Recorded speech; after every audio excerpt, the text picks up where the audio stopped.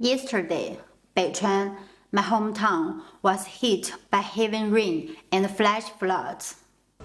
I read the news on social media.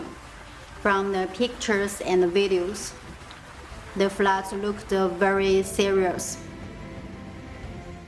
I was very worried about my parents, so I called my father immediately. My father told me not to worry about him. The village hit by the floods was a few kilometers away. My father seemed not scared. My hometown is located in the unstable mountain region. We went through a lot of natural disasters since I was born. I recall we always had very long summer vacations because the roads to school were often washed away by flood before school started. We were used to it. 2 years ago, my village was hit by the biggest flood in 50 years. The farm where my brother married 2 years before was totally destroyed and buried in mud. The flood happened just before my then boyfriend brought his parents to my hometown to propose marriage. The road into the mountain was severely damaged by landslides. And sometimes we were right beside the cliff.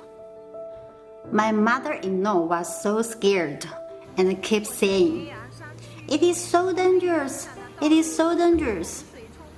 I was thinking to myself, maybe she would regret to marry her only son to such remote areas and cancel the marriage. Surprisingly, it seemed she was more excited than frightened. She jumped out of the car whenever she could, took photos and shared them with her friends. I have to say, she's really a special, brave, impressive woman.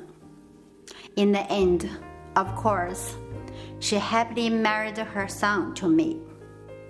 Besides floods and landslides, earthquakes visit us every few years.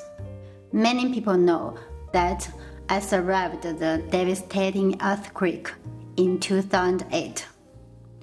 I made a documentary about our surviving class. It is called Class 4, Grade 3. You can watch it on Tencent. Another earthquake occurred right in my town on Spring Festival this year. It was 5 a.m. The shaking bed awakened me. I was terrified, but I still wondered whether I should run or not, because it was so cold outside. Now, my brother and I are both living in cities. We often persuade our parents to out of the mountains. But my father, a self-proclaimed successful herb trader, often said, "How can I leave my land? Many peasants are counting on me to feed their family. Life is God's hand," he told us.